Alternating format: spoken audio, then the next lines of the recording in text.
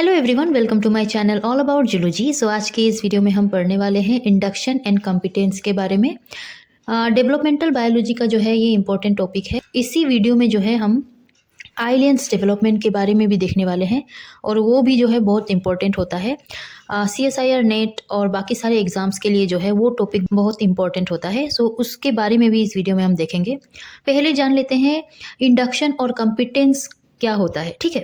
So early embryonic development में जो है ये इंडक्शन और कॉम्पिटेंस जो है बहुत देखा जाता है और ये जो है ये हेल्प करता है सेल को कि वो आगे जाके जो है पर्टिकुलर स्ट्रक्चर को फॉर्म करे। सो यहाँ पर कहा गया है एम्ब्रियोनिक इंडक्शन जो है ये क्या है, एक प्रोसेस होता है जहाँ पर वन ग्रुप ऑफ सेल्स क्या करते हैं, सिग्नलिंग मॉलिक्यूल को रिलीज करते हैं और वो सिग्नलिंग मॉलिक्यूल जो है अदर ग्रुप ऑफ सेल या सेल आप बोल सकते हो वो क्या करता है, रिसीव करता है। बेसिकली जो group of cell signal molecule को रिलीज करते हैं और दूसरे सेल को इंड्यूस करवाते हैं उस सेल को इंड्यूसिंग सेल कहा जाता है। और वही वो सिग्नल मॉलिक्यूल जिस सेल के पास जाएगा और वो सेल अगर बाइंड करता है उस सिग्नल मॉलिक्यूल के साथ, मतलब वो रेस्पॉन्ड करता है, तो उसको हम रेस्पॉन्डर सेल कहेंगे।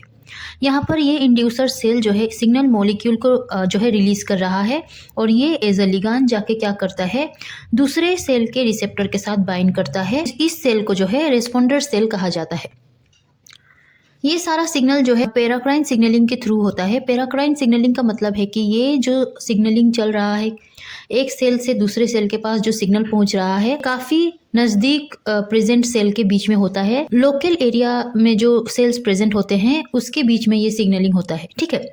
अगर ये inducer cell signal molecule release कर रहा है तो ये काफ़ी दूर तक नहीं जा सकता, ये आसपास ही किसी सेल के पास जाके क्या करता है, बाइंड होता है उसके रिसेप्टर के साथ और उस सेल को इंड्यूस करवाता है कि वो आगे का जो है स्ट्रक्चर को बनाए। बेसिकली हम जब भी देखते हैं कि जर्म लेयर जो है एक्टोडर्म, एंडोडर्म और मेसोडर्म, उन तीनों का अलग अलग काम है कि वो आगे जाके जो है एम्ब्रियो में अलग अलग स्ट्रक्चर को फॉर्म करवाए। सो उस सेल को जो है ये इंड्यूसर सेल इंड्यूस करते हैं कि तुम ये पर्टिकुलर सेल को बनाना। ठीक है। सो ये बेसिकली क्या करता है, फेट डिसाइड करता है। हम लोगों ने पढ़ा है अबाउट फेट। सेल फेट क्या होता है कि पर्टिकुलर सेल जो है पर्टिकुलर स्ट्रक्चर को फॉर्म करता है। लाइक कोई सेल स्किन को फॉर्म करेगा, कोई सेल हार्ट को फॉर्म करेगा। इस तरीके से जो है उस सेल को ये सेल इंड्यूस करवाते हैं थ्रू सिग्नल मॉलिक्यूल। यहाँ पर इंडक्शन को जो है कहा गया है कि इसमें दो कंपोनेंट्स जो है ये इन्वॉल्व रहते हैं, लाइक इंड्यूसर एंड रेस्पॉन्डर। जैसे कि मैंने कहा जो इंड्यूस करवाएगा, जो सिग्नल मॉलिक्यूल को रिलीज करवाएगा वो इंड्यूसर सेल होता है। वही जो रेस्पॉन्स जो है शो करता है वो सिग्नल मॉलिक्यूल के साथ बाइंड होता है, उसको हम कहेंगे रेस्पॉन्डर सेल। मतलब इंड्यूसर सेल जो है रेस्पॉन्डर सेल को क्या करता है, इंड्यूस करवाता है, उनका जो है फेट डिसाइड करता है। और वही कॉम्पिटेंस जो है ये क्या होता है कि एक सेल ने सिग्नल मॉलिक्यूल को रिलीज़ किया है, अब दूसरे सेल के पास ये एबिलिटी होना चाहिए कि वो उस सिग्नल मॉलिक्यूल को अपने आप में बाइंड करे, अपने रिसेप्टर को उस सिग्नल मॉलिक्यूल को बाइंड करवाए और वो जो है फर्दर रिस्पॉन्स जो है वो शो करे और फर्दर जो है फंक्शन प्ले करे। मतलब उस सेल के पास जो है ये एबिलिटी होनी चाहिए कि वो आगे जाके सिग्नल मॉलिक्यूल के साथ क्या कर पाए, बाइंडिंग कर पाए और रिस्पॉन्स जो है वो शो कर पाए। उस एबिलिटी को जो है यहाँ पर कॉम्पिटेंस कहा गया है। सभी सेल के पास ये एबिलिटी नहीं होता है। पर्टिकुलर सेल के पास पर्टिकुलर सिग्नल के लिए जो है ये एबिलिटी होता है कि वो उस सिग्नल मॉलिक्यूल के साथ बाइंड करके आगे का जो है वो फंक्शन प्ले करे, आगे का जो है वो डेवलपमेंट मतलब शो करे। सो यहाँ पर the ability to respond to a specific inductive signal is called competence. तो हम बोल सकते हैं कॉम्पिटेंस सिंपली रेस्पॉन्डर सेल को कहा गया है, क्योंकि रेस्पॉन्डर सेल जो है वो क्या करते हैं, सिग्नल मॉलिक्यूल के साथ जो है बाइंडिंग करके रिस्पॉन्स करते हैं। मतलब यहाँ पर आप एक बात और बोल सकते हो कि यहाँ पर जो सिग्नल मॉलिक्यूल रिलीज होते हैं फ्रॉम इंड्यूसर सेल वो एज अ मॉर्फोजेन एक्ट करते हैं। मॉर्फोजेन ग्रेडियंट हम लोगों ने पढ़ा है। मॉर्फोजेन ग्रेडियंट क्या होता है कि सोर्स सेल जो है वो केमिकल सिग्नलिंग को रिलीज करते हैं। लाइक इस तरीके से सिग्नल मॉलिक्यूल को रिलीज करते हैं और दूसरे सेल को जो है वो क्या करते हैं, फर्दर फंक्शन के लिए इंड्यूस करवाते हैं और स्ट्रक्चर को डेवलप करवाते हैं। सो यहाँ भी सेम ही बात कहा गया है। इंड्यूसर सेल सिग्नलिंग मॉलिक्यूल को रिलीज करता है और जो है रेस्पॉन्डर सेल वो उनको रिस्पॉन्स करता है। सो सिग्नल मॉलिक्यूल जो रिलीज होते हैं वो यहाँ पर मॉर्फोजेन होते हैं, ठीक है। अब कॉम्पिटेंस, जैसे कि मैंने कहा, ये एबिलिटी होता है। It can occur through expression of appropriate receptor और कंपोनेंट ऑफ सिग्नलिंग पाथवे। ये एप्रोप्रिएट रिसेप्टर या कंपोनेंट के साथ जो है अपनी जो कॉम्पिटेंस, जो एबिलिटी है वो शो करता है। मतलब पर्टिकुलर सेल के पास रिसेप्टर प्रेजेंट होता है जो उस सिग्नल मॉलिक्यूल के साथ बाइंड करके रिस्पॉन्स जो है वो शो करता है।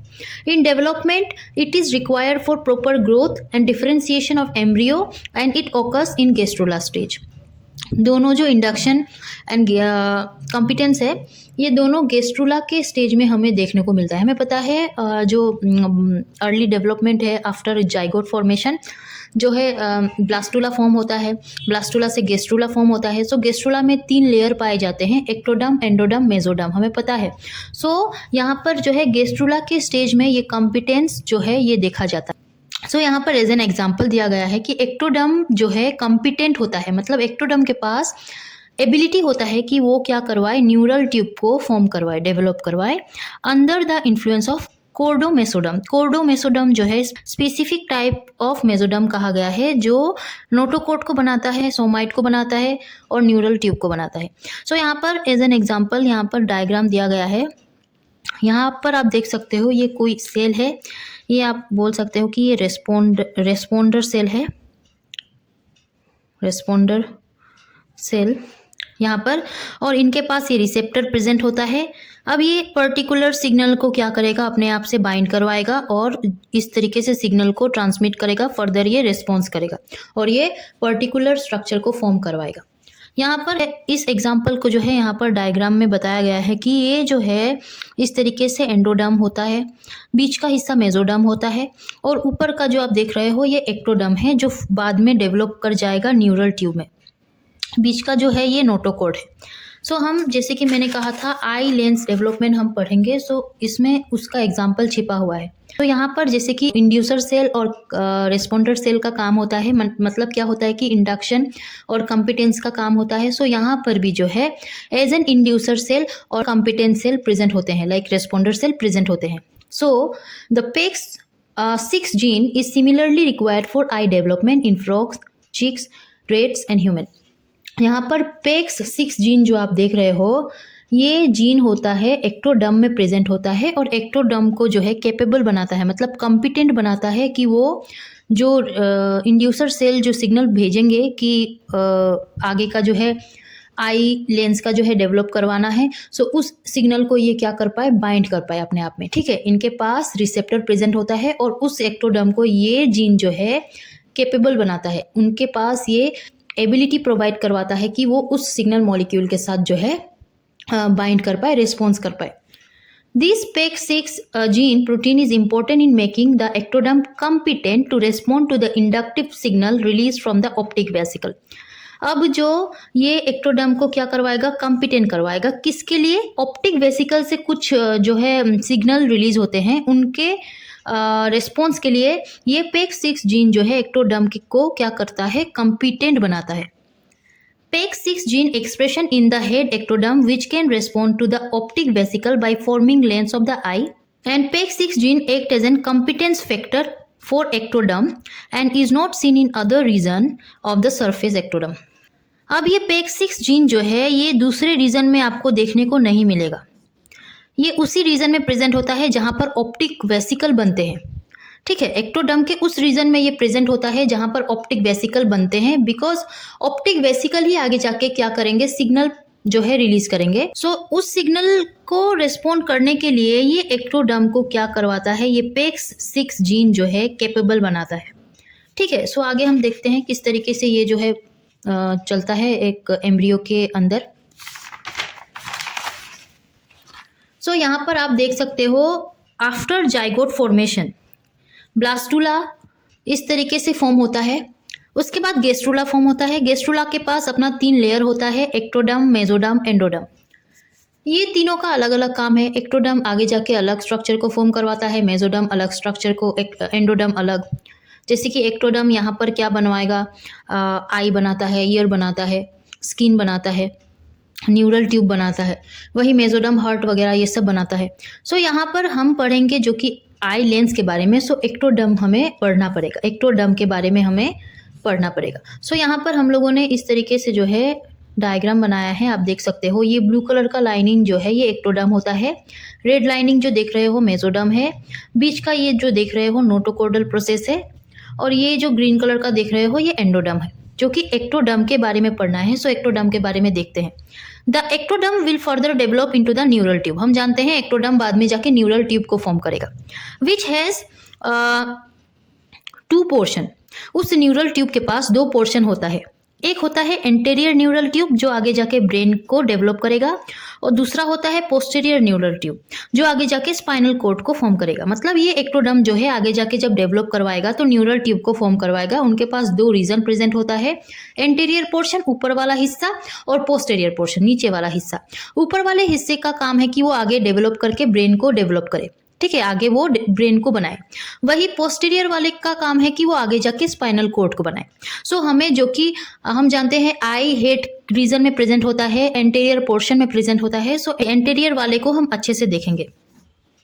सो PEG6 gene is responsible for lens placode formation. PEG6 gene जो है जबकि वो एक्टोडर्म में प्रेजेंट है, सो वो जब ऑप्टिक वेसिकल से वो क्या करेगा कि सिग्नल को रेस्पॉन्स करेगा, सिग्नल को बाइंड करेगा, तब जो है क्या बनता है, लेंस प्लेकोड बनता है, मतलब लेंस जो है वो फॉर्म होता है। And this gene is express in the presumptive lens ectoderm. हम जानते हैं प्रिजम्पटिव लेंस एक्टोडर्म क्या है। अब यहाँ पर आप देखो, यहाँ पर जो है पहले आप ये देखो कि किस तरीके से न्यूरल ट्यूब जो है वो फॉर्म होता है। इस तरीके से पहले मैंने डायग्राम दिखाया था। ये जो है एंडोडर्म है, बीच का जो है नोटोकॉर्डल प्रोसेस है, ये बीच का जो हिस्सा है इस तरीके से यहाँ पर मेसोडर्म होगा, और ये जो है एक्टोडर्म, ये इस तरीके से आगे जाके न्यूरल प्लेट को फॉर्म करता है। वही इस तरीके से ये आगे और फॉर्म होगा, ऐसे कर्व वाइज फॉर्म होता है, फिर ये इस तरीके से जो है स्ट्रक्चर को फॉर्म करता है, और फाइनली जो है इस तरीके से न्यूरल ट्यूब का जो है फॉर्मेशन होता है। हमें चाहिए न्यूरल ट्यूब, क्योंकि न्यूरल ट्यूब के बाद ही क्या बनता है, ऑप्टिकल वेसिकल बनता है, और वो जो है सिग्नल रिलीज करता है। अब इस तरीके से जो है ये ब्लू कलर का जो आप देख रहे हो ये न्यूरल ट्यूब होता है, और ये आउटर जो है एक्टोडर्म है। इस तरीके से आप फर्दर जो है ये न्यूरल ट्यूब ऐसे जो है स्ट्रक्चर को फॉर्म करेगा। ये सारे डेवलपमेंट के समय में देखने को मिलते हैं। तो ये जो है न्यूरल ट्यूब जो है इस तरीके से फॉर्म होगा, फिर बाद में ये इस तरीके से फॉर्म होता है, और लास्ट में जो है ये ऐसे ऑप्टिकल वेसिकल को फॉर्म करता है। ये जो आप देख रहे हो ये ऑप्टिकल वेसिकल होते हैं, और ये एक्टोडर्म के पास पहले से ये प्रिजम्पटिव लेंस जो है प्रेजेंट होते हैं। प्रिजम्पटिव लेंस मतलब ये फुल्ली मैच्योर लेंस नहीं है, क्योंकि यहाँ पर लेंस बनने वाला है। सो यहाँ पर जो है प्रिजम्पटिव लेंस प्रेजेंट होते हैं, जो आगे जाके अडल्ट फॉर्म में जो है डेवलप होंगे, मतलब लेंस को फॉर्म करेंगे। सो यहाँ पर एक बात कही गई है कि presumptive lens is in contact with the optic vesicle during the early stage of the I development by the PEG6 gene in the ectoderm. अब यहाँ पर ही जो है PEG6 जीन भी मौजूद है। ये इस एक्टोडर्म को कैपेबल बना रहा है कि जैसे ही ये जो न्यूरल ट्यूब है ये अपना ऑप्टिक वेसिकल बनाए, और ऑप्टिक वेसिकल से जैसे ही सिग्नल रिलीज हो तब तुम क्या करना, उस सिग्नल मॉलिक्यूल को बाइंड करना, और क्या करना कि और भी प्रोटीन को फॉर्म करना। मतलब जो कि ये जीन है तो ये क्या होगा, प्रोटीन फॉर्म करेगा बाद में जाके ट्रांसक्रिप्शन के थ्रू। सो ये क्या करवाएगा, प्रोटीन फॉर्म करवाएगा। किस तरीके से क्या प्रोटीन फॉर्म होता है और क्या बनता है वो हम देखते हैं। सो यहाँ तक आप लोगों को समझ आ गया होगा कि किस तरीके से जो है ये न्यूरल ट्यूब ग्रो होता है और ऑप्टिक वेसिकल को फॉर्म करता है। यहाँ पर कहा गया है in chick and mouse the optic vesicle is required for both the formation of lens placode and induction of lens specific genes. So यहाँ पर कहा गया है कि ऑप्टिक वेसिकल जो है लेंस के फॉर्मेशन के लिए और लेंस स्पेसिफिक जीन को इंड्यूस करने के लिए जो है मतलब रिक्वायर होता है, जरूरत पड़ती है। सो यहाँ पर इस तरीके से जो है ये न्यूरल ट्यूब जो कि ऑप्टिक वेसिकल को बना चुका था, अब इस तरीके से जो है ये कर्व होगा। अब ये रेडी है कि ये सिग्नल को पास करेगा, रिलीज करेगा। यहाँ पर अलग से दिखाया है। ये जो ऑप्टिक वेसिकल है ये अब क्या करेगा, as an inducer signal molecule को रिलीज करेगा। इंड्यूसर का काम क्या था कि वो दूसरे सेल को इंड्यूस करवाए, कि वो कुछ बनाए, ठीक है। अब ये एज एन इंड्यूसर 2 जीन को एक्सप्रेस करेगा। एक जीन का नाम है बोन मॉर्फोजेनेटिक प्रोटीन 4, ठीक है, इनको BMP4 कहा जाता है, और दूसरा है फाइब्रोब्लास्ट ग्रोथ फैक्टर 8 FGF8। अब ये दोनों जीन ये इस ऑप्टिक वेसिकल से क्या हुए हैं, रिलीज हुए हैं, एक्सप्रेस हुए हैं, जो कि पहले से एक्टोडर्म में ये पेक्स 6 जीन मौजूद था और इसको कैपेबल बना के रखा हुआ था कि जैसे ही ऑप्टिक वेसिकल सिग्नल भेजेगा तुम उसको बाइंड करना और प्रोटीन का फॉर्मेशन करना। अब यहाँ पर रिसेप्टर है, ये कैपेबल है, इसके साथ बाइंड करेगा। सो जैसे ही ये ऑप्टिक वेसिकल BMP4 को रिलीज करता है, ये क्या करता है, इस रिसेप्टर के साथ जाके बाइंड करता है। आफ्टर बाइंडिंग BMP4 और PEX6 जो है दोनों मिलके ये SOX जीन को क्या करते हैं, फॉर्म करते हैं। SOX जीन जैसे ही फॉर्म होता है ये रेगुलेट करवाता है लेंस को बनाने में, लेंस प्लेकोट को बनाने में और रेटिना को बनाने में और other aspect of I development. ठीक है, सो SOX जीन जो है रिस्पॉन्सिबल होता है लेंस को और रेटिना को बनाने में। अब ये क्या हुआ कि एज अ कॉम्पिटेंस और रेस्पॉन्डर आप बोल सकते हो एक्ट कर रहा है ये एक्टोडर्म। सो यहाँ पर इंड्यूसर कौन हुआ, ऑप्टिक वेसिकल, और रेस्पॉन्डर कौन हुआ, ये एक्टोडर्म। सो यहाँ पर आप लोग देख सकते हो इंड्यूसर और रेस्पॉन्डर का काम है। ठीक है, अब ये फाइब्रोब्लास्ट ग्रोथ फैक्टर जो FGF8 है वो भी क्या होगा, रिलीज होगा और वो भी इस रिसेप्टर के साथ जाके बाइंड करता है। जब ये बाइंड करता है, इस जीन का काम है कि ये PEX6 जीन के एक्टिवेशन को कंट्रोल करे और उनके एक्सप्रेशन को कंट्रोल करे। सो बेसिक SOX2 जीन जैसे ही फॉर्म हुआ BMP4 और PEX6 जीन के द्वारा, ये लेंस बनाएगा और इस तरीके से जो है लेंस का फॉर्मेशन हो चुका है। अब लेंस का काम है कि ये फर्दर सिग्नल को भेजे, किसके पास, इस ऑप्टिक वेसिकल के पास।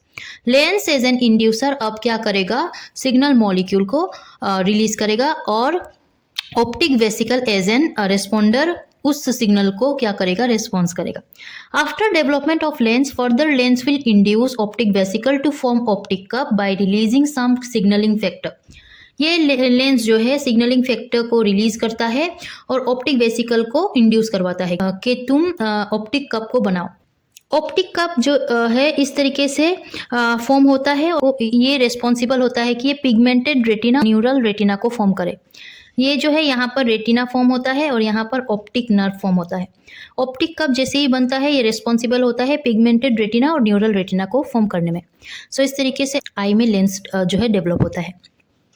अब 2 पॉइंट यहाँ पर इम्पोर्टेंट है। अगर PEX जीन जो है PEX6 जीन उनको म्यूटेट करवा दिया जाए, म्यूटेशन अगर PEX जीन में जो है ऑकर होता है, तब क्या होगा, वेराइटीज ऑफ आई डिसऑर्डर जो है वो देखने को मिलेगा, जैसे कि एनिरिडिया होगा, कैटरेक्ट होगा, मस्कुलर हाइपोप्लासिया होगा, केराटाइटिस होगा। ये सारे जो है डिसऑर्डर उस पेशेंट में देखने को मिलेंगे अगर उस पेशेंट में PEX जीन जो है PEX6 जीन वो म्यूटेट हो जाए, या उस PEX6 जीन में ओवर एक्सप्रेशन हुआ, तब क्या होगा, एक्स्ट्रा लेंस प्लेकोट बन जाएगा। सो इस तरीके से इंडक्शन और कॉम्पिटेंस जो है एम्ब्रियो के डेवलपमेंट में हेल्प करते हैं और आई डेवलपमेंट में भी जो है ये इंडक्शन और कॉम्पिटेंस हेल्प करते हैं। आई होप आप लोगों को समझ आया होगा। अगर समझ आया हो और अच्छा लगा हो तो इस वीडियो को लाइक कीजिए, मेरे चैनल को सब्सक्राइब करना प्लीज़ मत भूलिएगा। टिल दिन पढ़ते रहिए। Take care and bye bye.